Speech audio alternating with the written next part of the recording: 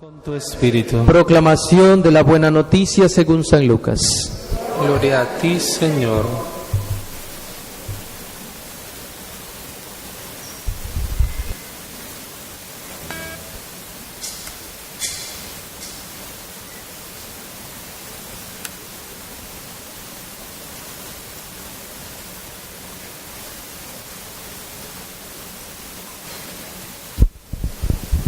En aquel tiempo, el ángel Gabriel fue enviado por Dios a una ciudad de Galilea llamada Nazaret, a una virgen desposada con un varón de la estirpe de David, llamado José.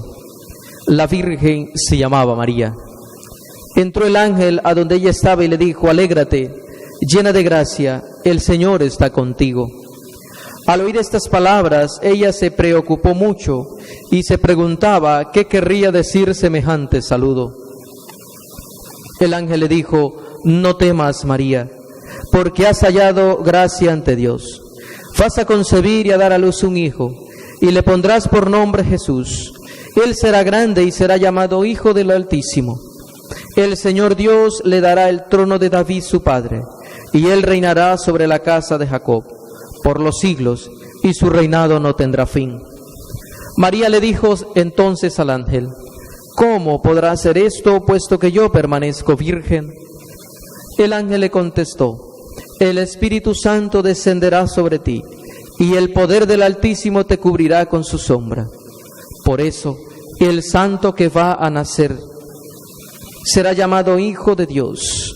Ahí tienes a tu pariente Isabel, que a pesar de su vejez ha concebido un hijo, y ya va en el 6º mes, la que llamaban estéril, porque no hay nada imposible para Dios. María contestó: yo soy la esclava del Señor, cúmplase en mí lo que me has dicho. Y el ángel se retiró de su presencia. Palabra del Señor. Gloria a ti, Señor Jesús. Amén. Denle un aplauso al Señor.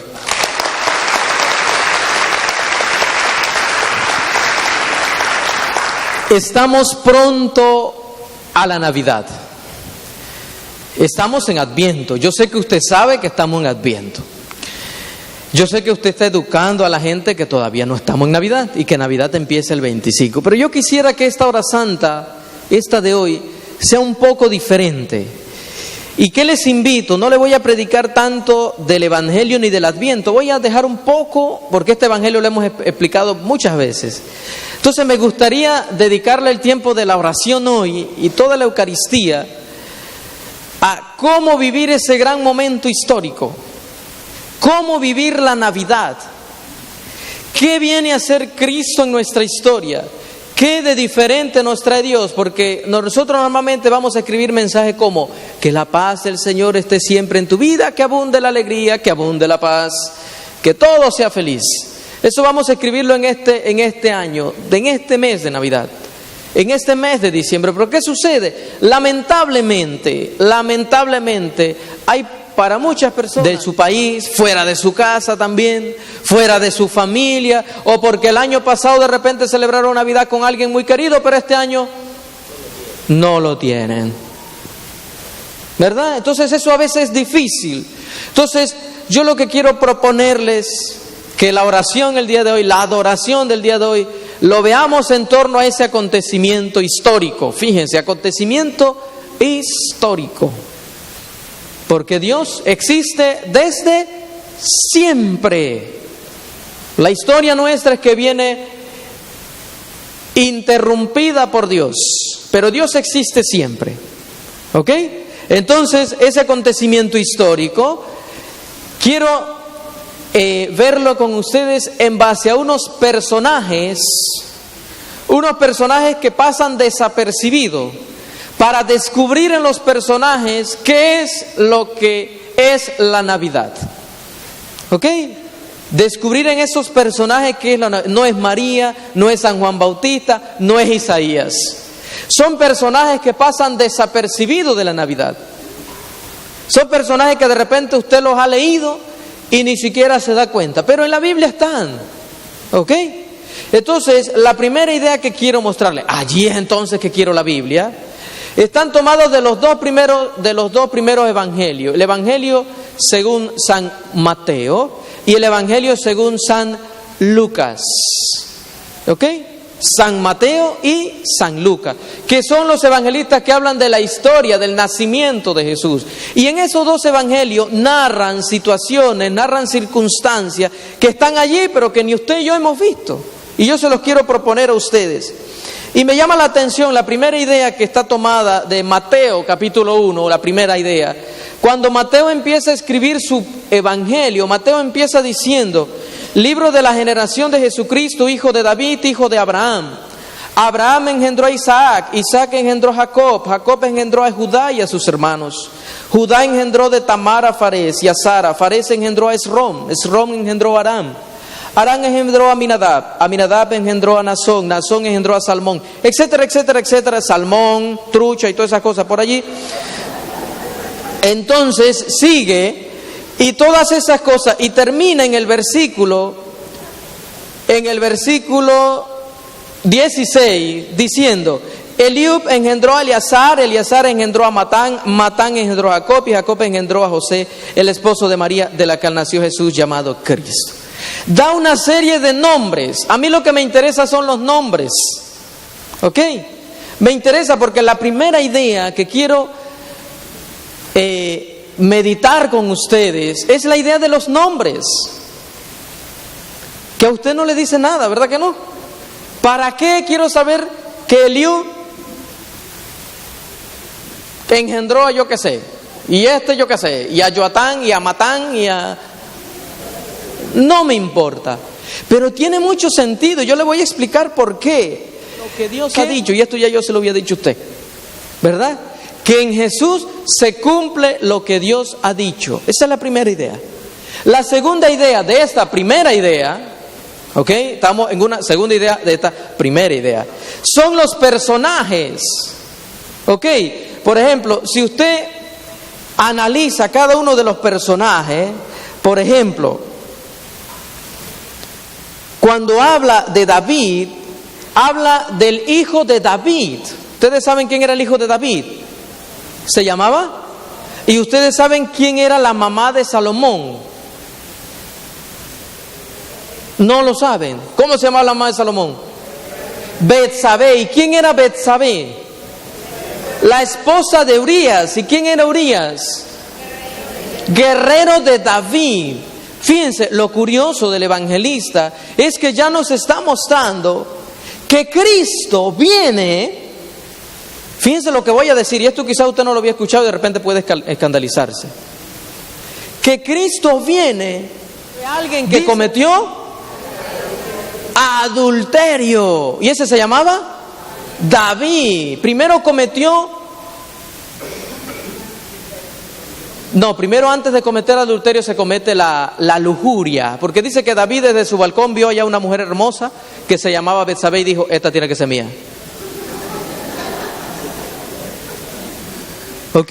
Entonces, Jesús viene, quédese con esta idea, Jesús viene de la descendencia de este hombre, y este hombre fue, escuche bien, porque esto nos viene muy bien para la reflexión, este hombre fue lujurioso, fue infiel, cometió adulterio, fue asesino.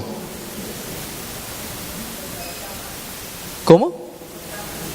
Exactamente. Entonces, Jesús proviene de esta descendencia, pero más que eso, Dios proviene de esa historia. No podemos sacar a Dios de nuestra historia. Usted tiene que alabar, tiene que adorar a Dios como usted es. No puede sacarlo de su historia. Su historia es parte de Dios y Dios es parte de su historia. ¿Y dónde lo va a salvar Dios? En su historia. ¿Dónde lo ama Dios? En su propia historia. En mi propia historia Dios me ama. En mi propia historia Dios me salva. ¿Dónde va a nacer el niño de Dios? En su historia. En mi historia. ¿Y cómo está mi historia? ¿Cómo está mi historia? Ese es el problema. La dificultad es cómo está nuestra historia. Y en nuestra historia está nuestra vida, ¿verdad? Y en nuestra vida estoy yo. ¿Y donde estoy yo, qué hay? Pues todas las muertes que tenemos en nuestra historia, las desilusiones amorosas, los asesinatos, los incestos, todo lo que usted y yo hacemos, allí va a nacer el niño. Allí va a nacer Jesús. ¿Para qué? Pero lo dice él mismo. De allí vino Cristo, el Mesías, para cambiar la historia. Dios irrumpe en la vida e irrumpe en tu historia para cambiar tu historia. Tu historia a partir del nacimiento del niño, del nacimiento de Jesús, no puede ser igual. No debe ser igual. Dios conoce tu historia. Tú conoces la historia. Tu historia no la conozco yo, porque mi historia la conozco yo. Y Dios conoce mi historia, pero tu historia la conoces Dios y tú. Nadie más conoce tu historia. Y a quien tú se las quieras regalar o dar o contar. ¿Me explico? La primera idea. Dios te salva en tu historia. Dios te salva en tu realidad. Dios te ama en tu historia. Dios te ama en tu realidad.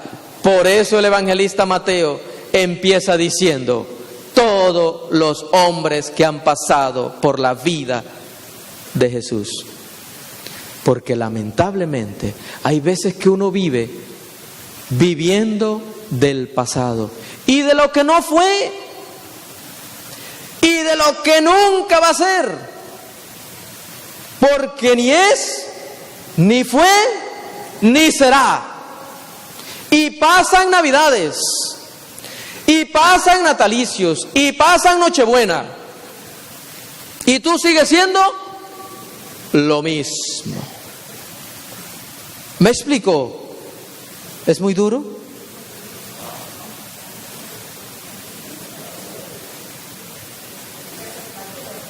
Tienes que aceptar eso es psicología.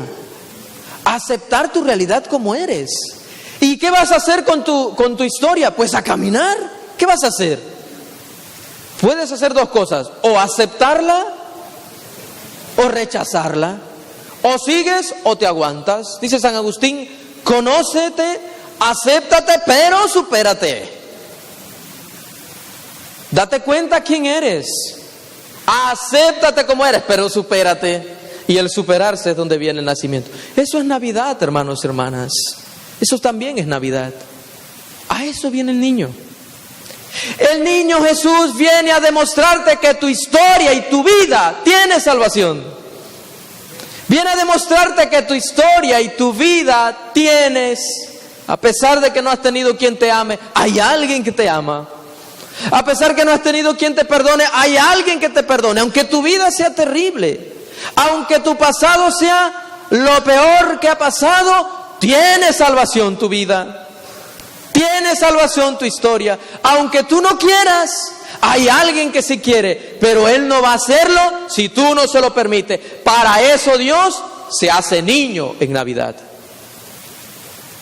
Porque todo el mundo me decía: bueno, pues eso históricamente no existe. ¿Qué más da que sea 25 de diciembre? Pudo haber sido 4 de julio. No cayeron, ¿verdad? El niño pudo haber nacido 15 de enero, 20 de febrero, 30 de mayo. La fecha es lo de menos. Es lo de menos la fecha. ¿Qué es lo importante? Que Dios se mete en tu historia, se mete en mi historia para demostrarme que tu vida tiene salvación. Para demostrarme que tu historia, aunque tú creas que nadie la puede arreglar, Dios la puede arreglar. Por eso nace el niño, por eso es Navidad. No es solo el 25 de diciembre. Por eso que la Navidad para ti, para mí es, yo me atrevo a decir así, es todos los días de tu vida. Cada vez que tú dejes que el niño nazca. Pero ya el niño nació. ¿Cuándo nació? Cuando tú fuiste bautizado. Descendió sobre ti. Y cuando fuiste confirmado, descendió sobre ti el Espíritu Santo. ¿Ok? Dios entra en tu historia. Dios entra en mi historia. ¿Para qué? Para que no continuemos ya echándole la culpa a otros. Fíjense. Para eso Jesús, para eso el evangelista coloca en la Biblia la historia de esos personajes. Tenemos nosotros personajes como la historia de Jesús. Da miedo ser parte de la familia de Jesús, ¿verdad que sí da miedo? ¿Da miedo ser parte de la historia de Jesús? ¡Claro que sí da miedo! ¿Quién quiere ser descendiente de David, que fue un matón, un lujurioso, un adúltero? ¿Usted le gustaría ser hija de David? No, a mí tampoco. Si usted me lo pregunta así, no, ¿verdad? Pero Dios nace en la historia de David. Pero Dios nace en la historia de ese hombre. No solamente como rey, sino también como persona. ¿Para qué? Para transformar esa vida, para cambiar esa vida. ¿Y la cambia? Pues claro que la cambia. Transforma la realidad. Pero transforma porque David le permite a Dios hacerlo. Eso es Navidad, hermanos y hermanas. Esos personajes pasan desapercibidos por nuestra vida. Dios conoce nuestra historia. Repito, Dios conoce nuestra historia. Y hay otro personaje que a mí me gusta mucho y quizás usted lo ha pasado desapercibido, también está en los evangelios. Se llama Ana de Fanuel. ¿Cuántas Ana hay aquí? ¿Conocen a Ana de Fanuel? ¿Conocen a Ana? ¿Alguien conoce a Ana de Fanuel? No, ¿verdad? Porque poco la conocemos. Ana de Fanuel, ¿qué tenía? Ana de Fanuel se casó muy mayor, ya tenía, cuando conoce a Jesús, el nacimiento de Jesús, ella ya tenía 85 años. Sí, tenía muchos años. ¿Saben cuál es la dificultad? Que le ocurren a muchos cuando ya están en avanzada edad. Muere su esposo. Queda viuda. Queda viuda. Y esa mujer viuda se va al templo. Y a todo aquel que iba al templo le decía: ha nacido el niño. A todo judío que iba al templo, esa mujer lo evangelizaba y le decía: tu salvación ha nacido, tu historia ha cambiado, porque Dios ha descendido y ha formado parte de ti. ¿Usted qué hace cuando una mujer de 85 años loca le dice esa cosa? ¿Ah? Pero hace falta muchas cosas por hacer todavía, ¿verdad? Sí, yo estoy estudiando. Yo todavía ni me he casado. ¿Y los hijos? ¿Qué tal que Dios sí me tiene preparado hijos? ¿Y los nietos? Yo no voy a ver crecer a mis nietos. ¿Y será que nada más voy a tener un nieto? 2 nietos, 3 nietos. Nada más voy a ver uno. ¿Será que estoy preparado para morirme mañana? ¿A cuántos creen que le hacen falta muchas cosas todavía? ¿Cuántos creen que le hacen falta muchas cosas por ver todavía? Realizar en la vida, casarse, tener familia, un apartamento, un carro hermoso, una casa en la playa. No, en la playa no. Hacer viajes. ¿Cuántos les encantaría viajar? A mí me encantaría viajar también. Nos hace falta muchas cosas, ¿verdad que sí? Simeón no sabía que le hacen falta muchas cosas. Él no tenía planes. El único plan de él, el único plan y el más importante para Simeón era conocer a Jesús. No tenía más planes. Y por eso dice Simeón: ahora, Señor, puedes dejar a tu siervo irse en paz. Me puedo morir porque yo he visto la felicidad plena. Yo te he visto a ti, Dios. Ya no tengo más por qué vivir porque te he encontrado a ti. ¿Cuántas cosas tiene usted que morir para encontrarse con el Señor? ¿Con cuántas cosas tiene usted que morir para encontrarse con Dios? ¿A cuántas cosas tiene usted apegada todavía a su vida? ¿A cuántas cosas nuestras tenemos todavía arrastrando que todavía no nos permite encontrarnos de veras con Dios? Póngale nombre a esas cosas que usted lleva arrastrando en su vida que no le permiten todavía encontrarse con Dios. ¿Verdad que sí? Y que cuando yo pregunto, oiga, ¿usted está preparada para morir? No, todavía. Mañana, uy, pero qué rápido. Yo le decía a una persona que me comentaba algo, que dice que todavía no le tocaba irse a su papá. Se había ido como a los 50 o 40 años. Y yo le digo, ¿y si él hubiese tenido 80, estaría usted preparada para que él se fuera ya? No, porque uno nunca está preparado. Uno nunca, puede morirse uno a los 10 años, 15, 20, 25, a los 100 años. Y a los 100 años, cuando uno le detectan una enfermedad, uno siempre va a decir, déjame unos 10 años más. ¿Tiene 110? 10 más. 20, 10 más. Porque uno nunca está preparado. Fanuel sí estaba preparado, Simeón. Y Simeón dijo, ahora, Señor, puedes dejar a tu siervo irse en paz, porque mis ojos han visto a la salvación. Mis ojos han visto a tu Salvador. Lo han visto todo. Lo han visto todo. ¿Se quería morir? No, no se quería morir. El hombre estaba diciendo, ya yo te tengo a ti. Ya el dinero no me hace falta. Ya la esposa y el esposo no me hace falta. Ya los hijos no me hacen falta. Ya mi papá y mi mamá no me hacen falta. Porque te tengo a ti, Dios. Porque son tuyos. Y si son tuyos, tú me los prestaste. Y si se van, los extrañaré. Pero están en tu presencia, Dios. Puedes dejar a tu siervo irse en paz. ¿Qué me mantiene todavía en esta tierra? Dice Simeón, nada me mantiene en esta tierra. ¿Qué lo mantiene usted todavía en esta tierra? ¿Cuáles son sus amores? ¿Cuáles son sus dolores? ¿Cuáles son sus lágrimas? ¿Cuáles son aquellas cosas que todavía lo alan para mantenerse todavía en esta tierra pasajera y en esta vida? Eso es Navidad. Para eso viene el niño, para liberarnos. El niño viene para liberarnos. ¿Liberarnos de qué? De nuestras ataduras. Liberarnos de nuestras cadenas. Liberarnos de todas aquellas cosas que nos mantienen todavía apegados entre nosotros mismos, apegados a esta realidad material, apegados, y que nos mantiene de una manera u otra como desunidos también. No nos mantiene unidos. ¿Me explico? Eso también es Navidad.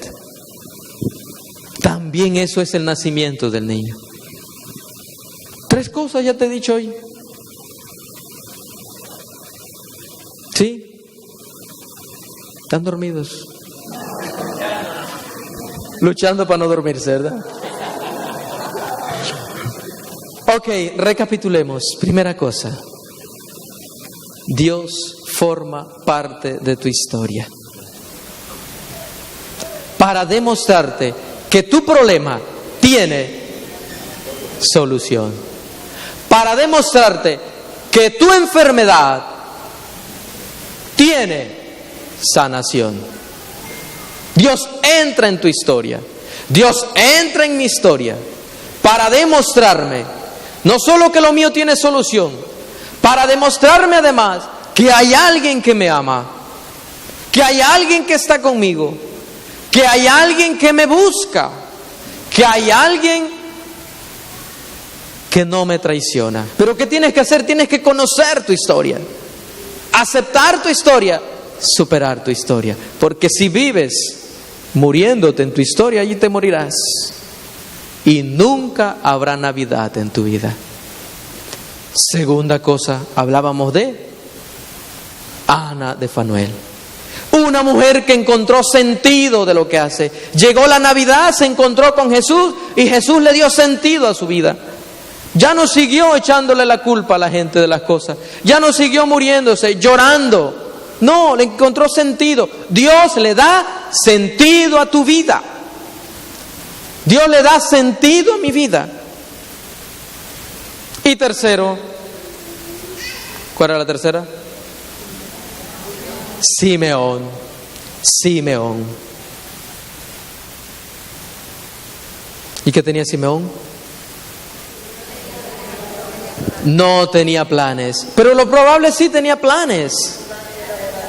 Pero su único plan era ver a Dios. Y cuando él se encuentra con Dios, dice: ahora, Señor, puedes dejar a tu siervo irse en paz. Señor, si tú quieres, llévame. ¿Se acuerdan de quién le dice: Señor, si tú quieres? ¿Se acuerdan? Hay un personaje en la Biblia que dice: si tú quieres puedes curarme. Es decir, que la sanación no dependa de mí, que dependa de ti, Señor.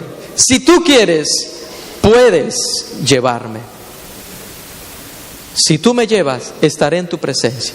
Pero si no me llevas, acompáñame aquí también en la vida. Manténme aquí también en la vida.